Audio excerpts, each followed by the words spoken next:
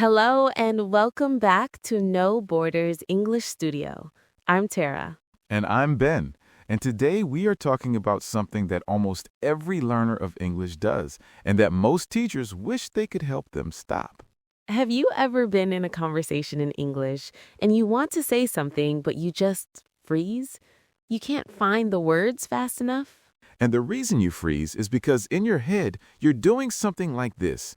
You think of the idea in your first language, then you look for the translation in English, then you try to build the sentence, and by that time, the moment is gone.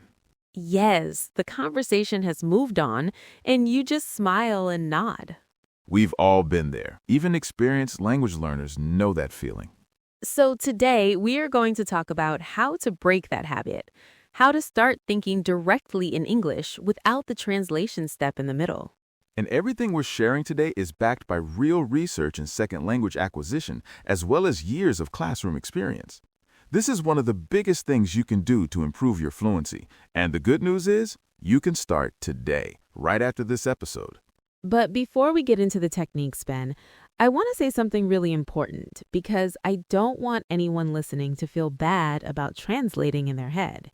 Oh, this is a great point. Go ahead. Translating in your head is not a mistake. When you are a beginner at A1 or early A2, it is actually really helpful. Your brain needs that bridge. It's how you begin to make sense of the new language. I love the way we think about this. It's like the training wheels on a bicycle. When you're just learning to ride, those training wheels are not a problem. They are the whole point. They keep you safe. They keep you moving forward. Exactly. But at some point, and research in second language acquisition actually supports this, the translation habit starts to slow you down. What helped you in the beginning now creates an extra step that holds you back. And when you finally take those training wheels off, everything changes. You can speak faster because you're not doing that double translation in your head. Your listening comprehension improves because you're processing English as English, not running it through your first language first. Your overall fluency doesn't just go up a level, it jumps. It genuinely jumps. I've seen it happen with my students again and again over the years, and I've experienced it myself. I learned Greek using these exact techniques we're about to share, and the moment things shifted from translating to thinking directly in Greek, it was like a completely different experience. So if you're listening and you still translate, that's okay. You're not doing it wrong. You're just at a stage where it might be time to start gently moving away from it, and that's exactly what today's episode is about. Okay, Ben, let's talk a bit more about why the translation habit becomes a problem. Why exactly does it slow you down? So think of it like this. Imagine you're cooking dinner, and every time you need a knife, you go to a different room to get it, use it, then put it back. Every single time. That sounds exhausting. It is. That's what translating does to your brain. Every time you want to express an idea, you're making a big detour. First language, then English. First language, then English. It's slow and it's tiring. And there's another problem too. Languages don't always match up perfectly. Exactly. Some ideas in your language just don't have a direct translation in English. So if you're always looking for a one-to-one match, you'll often get confused or say something that sounds a little strange. Can you think of an example? A word in another language that doesn't translate directly into English? Sure. In German, there is the word Fernweh. It means a kind of longing to travel, a deep feeling of wanting to be somewhere far away and beautiful. There is no single English word for that. If you try to translate it directly, you'd end up with something like far pain, which means nothing at all. Right, and that's the point. English has its own logic, its own way of building ideas. The faster you can think inside that logic, the more natural and confident you'll sound. All right, let's get to the practical part. We have 5 techniques for you today. Ben, do you want to start us off? Absolutely. Technique number 1. Start with single words, not sentences. A lot of learners think that thinking in English means making perfect sentences in their head, but that's not how it works.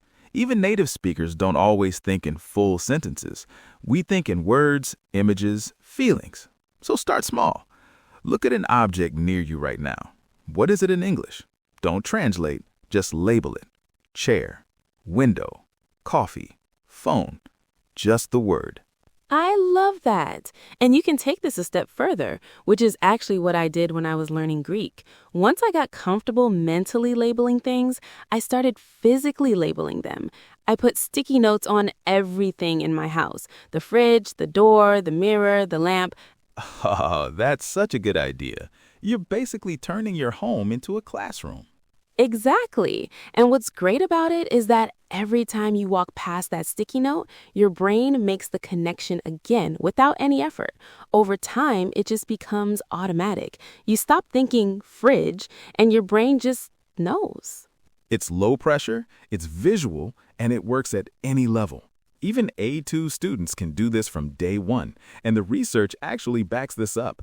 Labeling objects create direct mental connections between the English word and the object itself, without going through your first language as the middle step. Okay, technique number 2. English-only moments. You pick a short time in your day, 5 minutes, 10 minutes, and during that time, you try to have all your thoughts in English. You might be making breakfast. You think, I'm going to cut the bread. I need the butter. Where's the knife? All in English. Nobody else can hear you. There's zero pressure. It's just you and your thoughts. And even if you don't know a word, what do? You use what you have.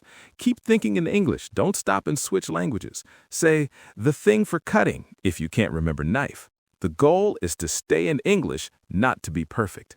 That skill, working around the gaps, is actually a really important fluency skill in itself.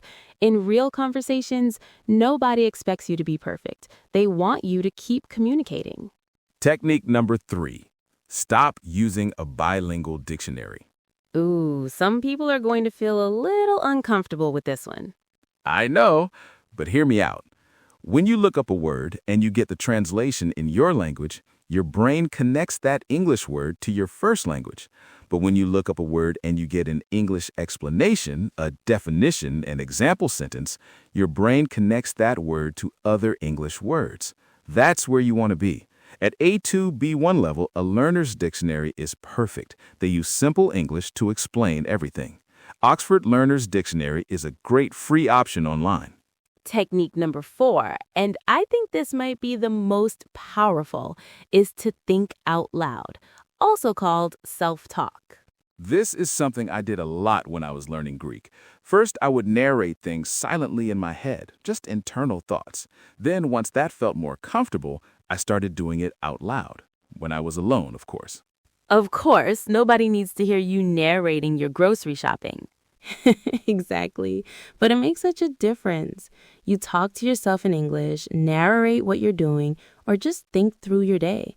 I need to go to the supermarket. What do I need? Milk, eggs, maybe some vegetables. All in English. And the research supports this too. When you speak, even quietly to yourself, you activate a different part of your brain than when you only read or listen. You're practicing production, not just reception. The more you do it, the more natural English feels as your thinking language. It becomes your default. And technique number 5, which is a wonderful complement to all the others, is to immerse yourself in English media. This one is so enjoyable, which is a nice bonus. We're talking about films, TV series, podcasts, books, songs, anything in English that you actually enjoy. Because here's what the research tells us. Every minute you spend exposed to real, natural English helps your brain absorb the patterns, rhythms, and vocabulary of the language directly, not translated, not filtered through your first language, just English going into your brain as English. And over time, your brain starts to expect English. It starts to feel normal. That's the goal, making English feel like a natural space for your thoughts to live in, not a foreign place you have to visit. At A2, B1 level, we'd recommend graded readers, books written specifically for language learners, or TV shows you already know well, maybe ones you've watched in your own language. Familiarity with the story helps you focus on the English rather than struggling to follow the plot. Let's do a little demonstration for our listeners. Ben and I are going to model technique number 4, thinking out loud right now. We're going to describe what we're doing in this moment in simple English the way a learner might. Ready? I'll start. Okay, I am sitting at my desk. I have my microphone in front of me. I am recording a podcast. This is fun. I enjoy talking about English. I think teaching is my favorite job. Perfect. My turn. I am also sitting down. I have a cup of tea next to me. It is a little cold now because I forgot to drink it. I am looking at my notes. I have a lot of ideas I want to share today. Notice we didn't use any complicated grammar. Present simple, present continuous, I have, I want, that's it. And it sounds completely natural. That is the point. Thinking in English doesn't have to be sophisticated. It just has to be English. Start simple and let it grow from there. Before we finish today, here is your challenge. Something you can start right now, today. Part 1. For the next 10 minutes after this episode, label everything around you in English. Just the words. Don't worry about sentences. Chair, street, sky, jacket. And if you want to go further, get some sticky notes and label things in your home. And part 2, tonight before you go to sleep, spend 2 minutes thinking about your day in English. Just tell yourself what happened. Today I woke up at, I had for breakfast, I went to, it was. As simple as that, 2 minutes. But if you do that every night for 1 week, I genuinely believe you will notice a difference. Those training wheels will start to feel a little looser. And one day soon, you won't even notice when they come off. You'll just be riding. I love that. Consistency beats intensity every single time when it comes to language learning. Write that one down, listeners. Consistency beats intensity. Okay, let's do a quick summary of everything we covered today. First, translating in your head is not wrong. At the beginning, it's actually helpful. Think of it as your training wheels. But at some point, it starts to hold you back. And today, we talked about how to gently move past it. We shared 5 techniques, all supported by research and classroom experience. Mentally labeling objects and physically labeling them with sticky notes, creating English-only moments in your day, switching to an English-to-English dictionary, thinking out loud and narrating to yourself, and immersing yourself in English media. Start small, be consistent, and don't worry about being perfect. Communication is the goal. If you enjoyed today's episode, please share it with someone who is learning English. And we'd love to hear from you. Do you already try to think in English? What's the hardest part for you? Come and tell us. Until next time, keep practicing, keep listening, and keep pushing those borders. Bye for now.